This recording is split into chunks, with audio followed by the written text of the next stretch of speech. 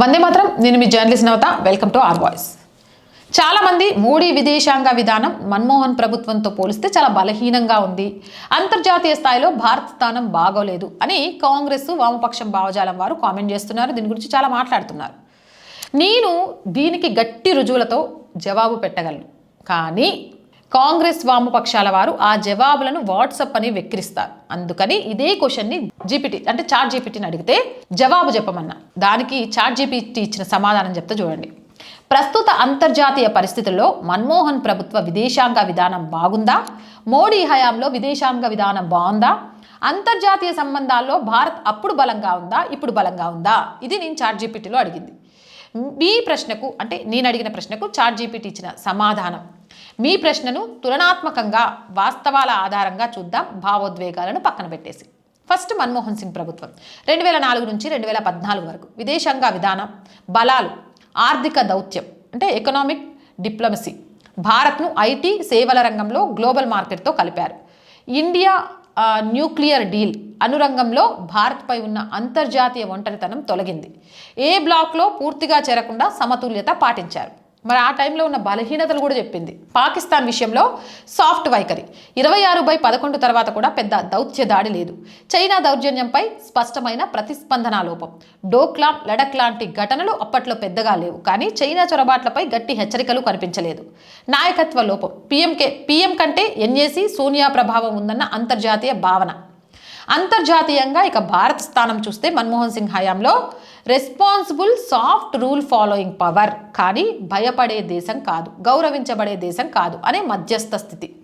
ఇక ఇప్పుడు మోదీ ప్రభుత్వ విధానం గురించి చెప్పింది. విదేశాంగ విధానం గురించి 2014 నుంచి ప్రస్తుతం వరకు బలాలు, నాయకత్వ ఆధారిత విదేశాంగ విధానం, మోడీ ఈజ్ ఈక్వల్ ఇండియా అనే స్పష్టమైన గుర్తింపు.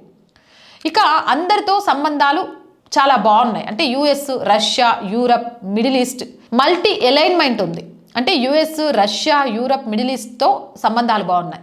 పాకిస్తాన్పై స్పష్టమైన దాడి వైఖరి ఉంది. సర్జికల్ స్ట్రైక్స్ కానీ, బాల్కోట్ కానీ, అలాగే చైనా విషయంలో మారిన దృక్పథం.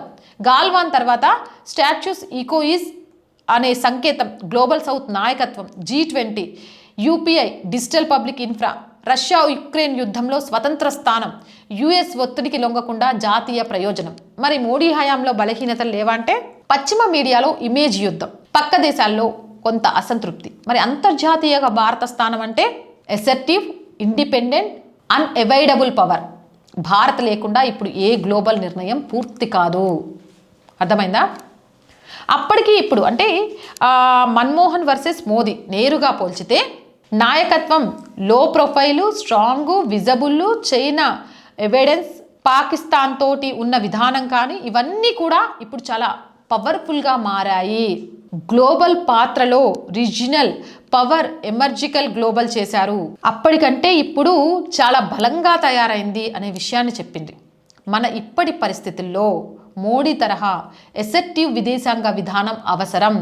మన్మోహన్ సింగ్ విధానం శాంతి కాలానికి సరిపోయేది, కానీ అశాంతి ప్రపంచానికి కాదు.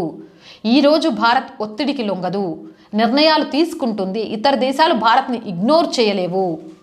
తుదిగా ఏంటి అంటే అప్పుడు భారత్ మర్యాదగా ఉండేది, ఇప్పుడు మర్యాదతో పాటు భారత్ ప్రభావవంతంగా ఉంది. ఎవరు ఎంత గింజుకున్నా, ఒప్పుకున్నా, ఒప్పుకోకపోయినా పైన చెప్పింది నిజం. అవునంటారా కాదంటారా? మీ అభిప్రాయం ఏంటి? కామెంట్ సెక్షన్లో పెట్టండి. మోర్ వీడియోస్ కోసం ఛానల్ని వెంటనే సబ్స్క్రైబ్ చేయండి.